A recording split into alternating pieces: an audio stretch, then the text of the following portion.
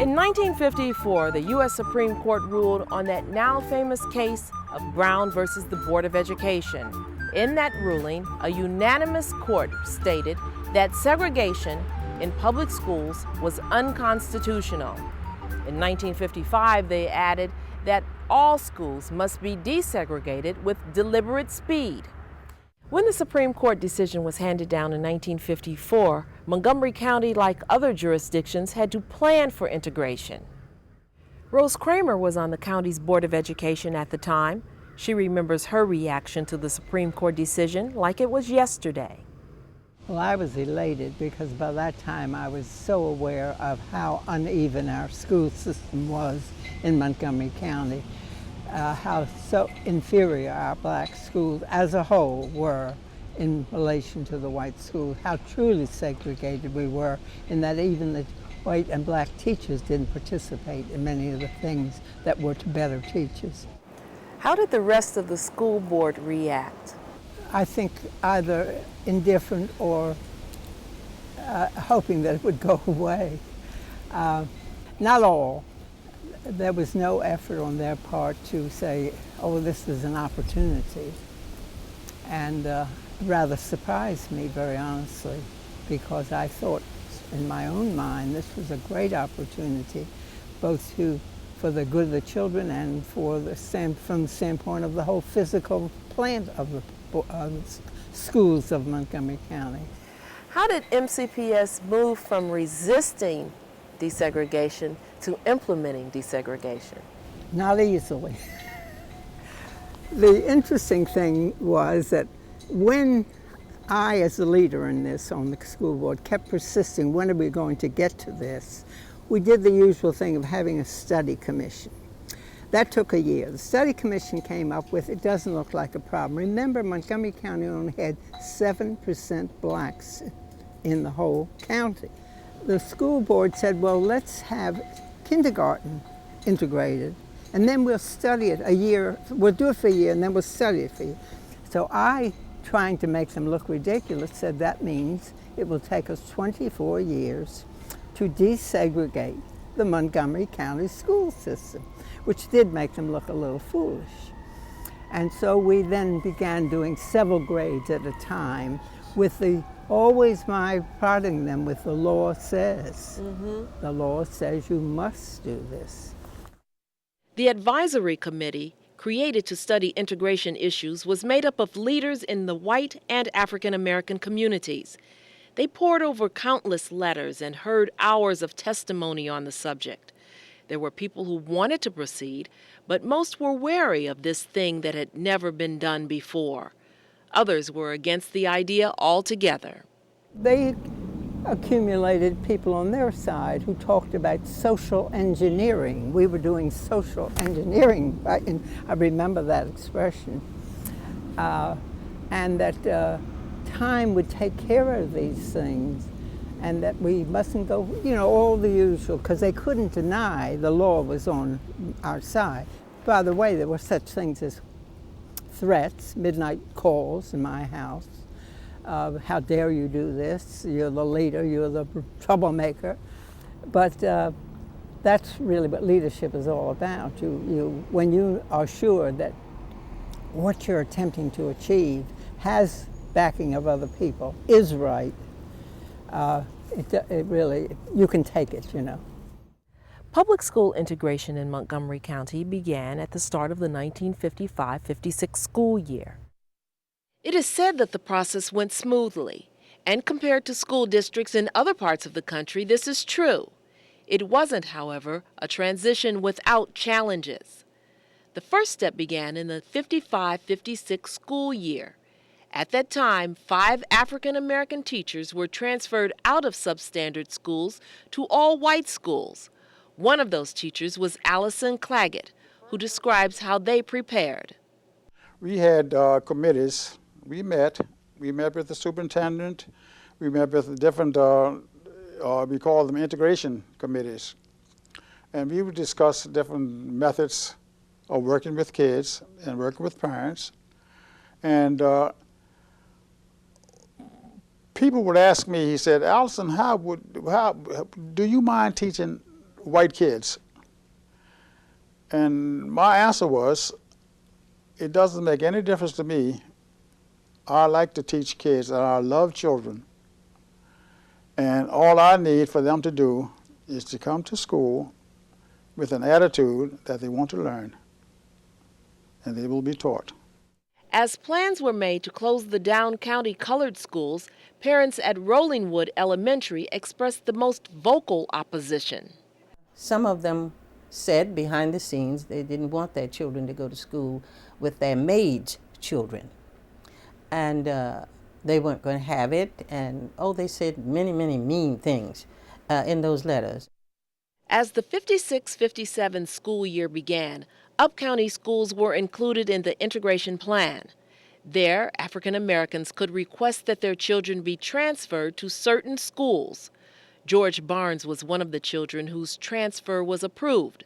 On September 4th, 1956, he arrived for his first day. First day at Poolesville Junior Senior High School is memorable, stay in my mind forever, very vividly. I arrived at school on a bus that picked me up. My parents put me on the bus and then they followed in a car. There was a police officer on the bus. Police officer there, I guess for my safety, since I was the only African American on the bus. So the police officer rode the bus. I got to school. Got with some other kids who came from other areas here around Poolesville, Jerusalem, Big Woods Road, and we got together. The front door, or there was a mob, I'll say a mob of people. You would say mass or congregation in other situations. This was a mob. And they were there to bar the black students from entering school and registering as a student. A gentleman who had come to Poolesville as principal at the time, a guy named Crawford, Mr. Crawford, got together with the parents and the students outside the area, and it was away from the crowd, and said, well, come with me. We're going to go around to the back of the school, and we're going to come in that way, And it was through the back entrance we came in and registered and started school. That was the first day. One of the teachers at Poolesville that same year was Representative Connie Morella. She recalls the racial tension vividly. Not only did the African American students have to put up with the protest, but I'm sure it was no fun having lunch in the cafeteria, because this is where the students, particularly the older students, would band together, sit together, and make remarks. Make remarks sometimes just to be part of the crowd, to voguish kind of thing, when we can't possibly show that we would like to sit with them or we think they're nice people. So the students had to put up with notes being passed to them too, where they were insulted. They had to put up with papers that I read, and I'm sure that they saw or heard about, which indicated that they were inferior, that they should not be together with the white students. The hostility wasn't limited to inside of school. Every night for about a week and a half, 2 weeks, there were just a multitude of the line of cars, a parade that came past my home, people threw trash, all types of things, fecal matter from animals and whatnot in the yard. I remember those things distinctly, cleaning up the yard in the morning before I went to school. Bobby Israel also began at an integrated school in '56. He entered 5th grade at West Rockville, which is today Bell Elementary. Initially, I really didn't make any friends, but the mayor of Rockville at that time was a man named Alexander Green, and his son became my first friend. And by the end of the school year, I made friends that I just saw at our 35th high school reunion recently, and we're still friends. But there were many, many fights, many kids who didn't really want to touch us. There were days in the 2 years that I attended here that I remember once about 30 white kids chasing a friend of ours right down this street to my house, which is right on North Washington Street. We were called all sorts of names. So although I did make some friends, there are probably some children that didn't want me there then, and we're still not friends until this day. Bobby Israel graduated from Richard Montgomery in 1965. You really have to keep in mind that the neighborhoods were still segregated. So there really wasn't that much opportunity for us to play after school unless you traveled to somebody's house. So integration in school was fine into high school. The sports teams were integrated and all that sort of thing. But social integration was not there by 1965. Not everyone was hostile. In fact, most weren't. Bill Thomas was a junior when integration came to Sherwood High School in 1957. I wondered what was going to happen. I wondered whether there would be any kind of rebellion on the part of the white students. To the best of my recollection, there was none of any significance. The fact that our opinion or our feelings about black children were different was something that it was very important that when we as students began to realize that these kids were just like us, at least that's my sense, is that they were students, they were my age, they were my gender, the feelings that I had. And I may be oversimplifying it, I'll be honest, but to the best of my recollection, it was good. Here at Gaithersburg High School, integration began in '58 when John McGraw was a senior. I would describe my own feeling as one of being curious because I had very little relationship with African Americans, so I was curious to see how it goes. I made friends there in the small group of African Americans that we had. I became pretty good friends with a student named Tom Prather, and we had classes together. And I don't think I really realized it at the time, but it certainly increased my awareness of how other people lived and how black Americans were living. Some African American students had an easier time. Friends since childhood, Anita Summerhour and Rentha Butler, moved to Broome Junior High in 1958. They credit their elementary teacher at Rock Terrace for the easy transition. We had the same teacher in the 5th and 6th grades, Gladys Boston, and she prepared us for it. And she prepared us for it because she talked to the children that had gone to integrated schools before we had and about the problems they had, any problems that they had. And from the problems that they had, she knew what she had to do with us. And she did it in 2 years. We were well prepared when we came into an integrated school. I thought it was scary just going from elementary to junior high. Well, if you remember, though, a lot of us were separated. We didn't see each other until gym or lunch, because the ones that were really pretty bright, I'm not saying I was all that bright, they kept us separated.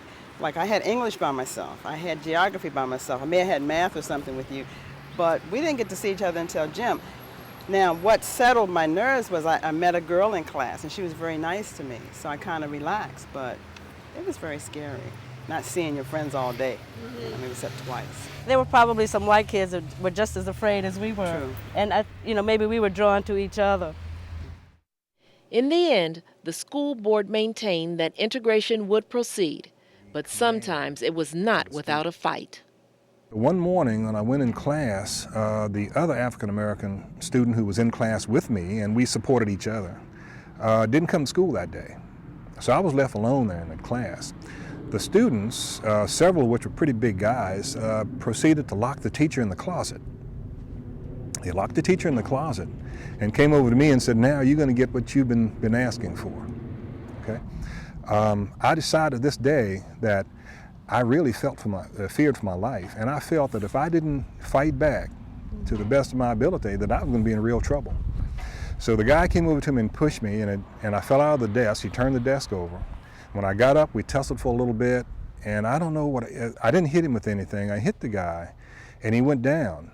And I just went on him, and when somebody pulled me off of him, some people came in and took over the class and got everybody settled, what have you. But that guy, and I remember his name, but that's not important, he never returned to school. And I think that was a turning point for us. I don't relish the fact that I had to do this. And I don't believe that if you talk about character building that this was an integral part, but I think it was absolutely necessary. If I had to do it again, I don't know. I think if the people today had an opportunity to go back and change things and be a little more accommodating from 1956, they probably would, because I don't think that they would want this type of legacy. By 1961, Montgomery County Public Schools were considered fully integrated. All children went to their neighborhood schools. Not all neighborhoods were integrated, neither were all schools. The way MCPS addressed this was to assign one African American teacher to each of the remaining all-white schools. But the effort to address racial balance didn't stop there. Councilmember Blair Ewing served on the school board from 1976 to 1998. He believes that's when the real challenges began. From the time of the Brown decision until the mid-70s, the impact on Montgomery County of desegregation was very real, and it came rather slowly, but it wasn't major because the proportion of the population that was African American and other minorities totaled only 12% of the student population in the county. But things began to change in the late 60s, early 70s, when one school in particular, Rosemary Hills Elementary, became a majority African American school. And that was of concern to people of goodwill because they felt that that was resegregation and that we ought to take steps to see what we could do to remedy that situation there.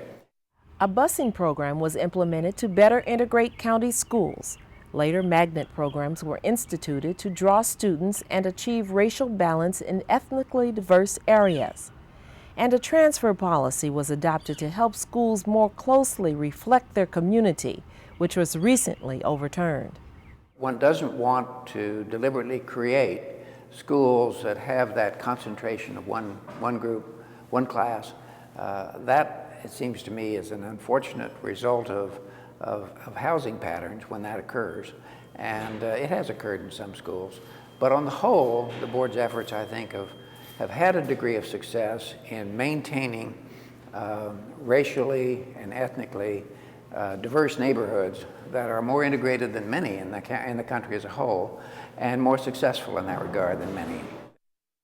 Now at the beginning of the 21st century, enrollment in the county's public schools is reported to be less than 50% white. While this is a dramatic change from the days of segregation, there is still a lot of work to do. Obviously, things are a world of betterment or a world of improvement. Are there things to do? Absolutely.